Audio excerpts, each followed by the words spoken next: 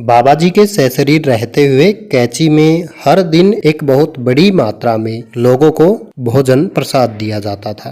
लोग चाहे कितने भी हो, लेकिन कभी भी भोजन की मात्रा कम नहीं होती थी। दादा सुधीर मुखर्जी बताते हैं कि एक बार एक अमीर बिजनेसमैन आश्रम में उसकी वाइफ और उसके बच्चों के साथ 1 महीने तक रुका और उसने देखा कि कैची आश्रम में हर दिन लोगों को भोजन प्रसाद दिया जाता है।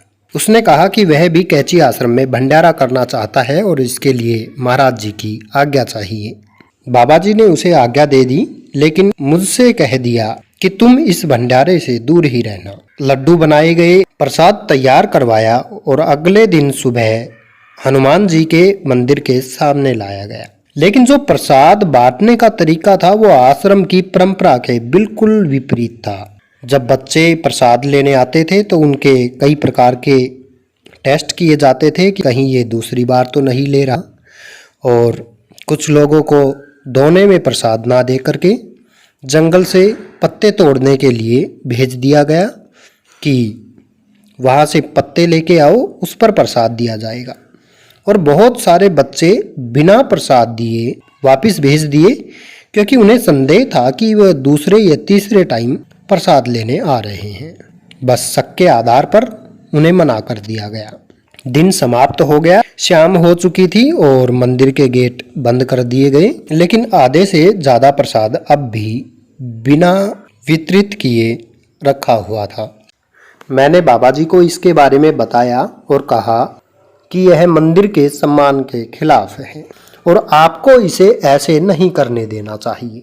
तब बाबा ने कहा कि हाँ, ये पूरी तरह से मंदिर के सम्मान के खिलाफ है, लेकिन मैं क्या कर सकता हूँ जब वो बांटना ही नहीं चाहते, जब वो लोगों को देना ही नहीं चाहते। तब मैंने कहा कि बाबा, बहुत सारे लोग बिना प्रसाद दिए लौटा दिए गए।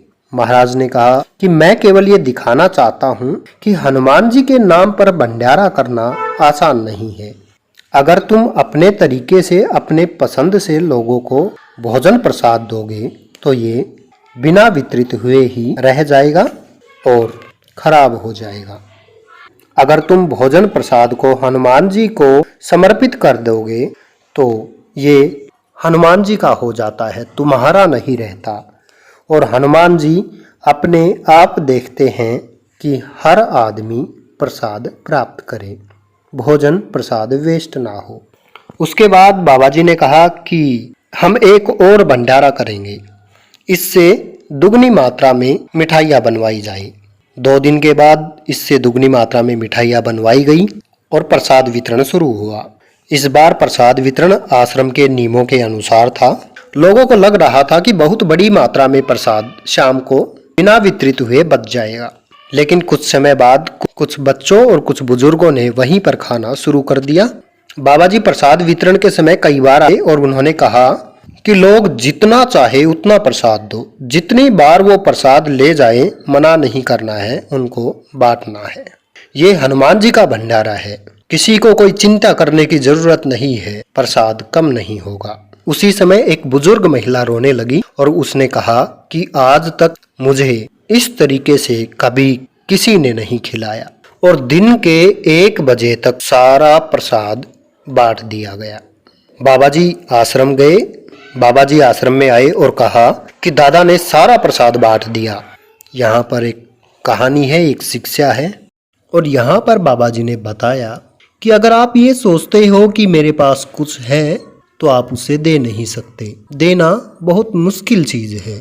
आपको भोजन प्रसाद हनुमान जी को समर्पण कर देना है। जब तक आप चीज़ों से जुड़े रहते हो आप उन्हें बांट नहीं सकते, आप उन्हें दे नहीं सकते। आपको भंडारा हनुमान जी को समर्पित कर देना है, केवल वो ही दे सकते हैं। आप तो केवल एक माध्यम हो, केवल एक पत्ते हो जिस पर ये दिया जाना है। राम राम।